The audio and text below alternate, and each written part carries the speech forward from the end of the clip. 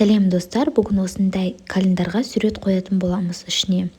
Қазір алдымен бізге Pixart программасын ашу қажет. Pixart программасы ол бесплатный программа. Менде бесплатный версиясы. Енді астында плюсик тұр, көріп тұрсыздар, соғы фиолетовый плюсқа басып, все фотоға басып, өзіміздің жаңағы календарымыздың шаблонын қоямыз. Міне календардың шаблоны іші пустой, осының ішіне өзіңіздің қалаған суретті қойсаңыздар болады. Осының ішіне қазір сурет қоятын боламыз. Ол үшін алдымен астында инструменты, эффекті, ретуш, стикері деп тұр ғой. Соны бағыра бұрып аламыз.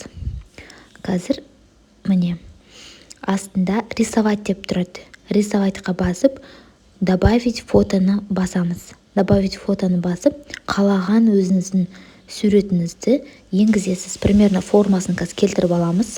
Міне қазір формасын келтіріп аламыз да, чтобы лампамызға кішкене сиятындай. Енді төбесінде 2-4 бұрышты тұр, соған басып, астындағы глазик тұр, 2 глазик тұр. Соны астындағы суретті жоғарға қарай жібересіздер. Жай пальцтың ұшымен. Міне біздің фотомыз осының ішіне, рамканың ішіне енгізілді. Енді қазір келесі суретті дәл солай істейміз. Рисоватьқа басамыз. Екінші суретімізді енгізетін боламыз. Міне енгіздім. Тура жаңағыда біріншіде қалай жасадық, солай жасайсыздар. Міне енді қазір примерно формасын келтіріп аламын.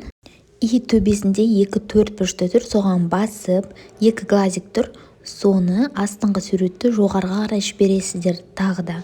Міне біздің екінші фоткамыз осы рамочканың ішіне енгізілді. Міне біздің календарымыз дайын, төбесінде стрелка тұр, астыға қарап тұр, сол стрелканы басып, сохранить етіп аласыздар. Форматын ештеңкені өзгертпей, жай ғана распечаткадан шығара саласыз. А4 параққа фотобумагаға. Міне мен шығардым фотобумагаға. Осы календардың ескізін алғыңыз келсе, мен YouTube каналыма тіркеліп, астында комментарийда Telegram каналға ссылка тұрады.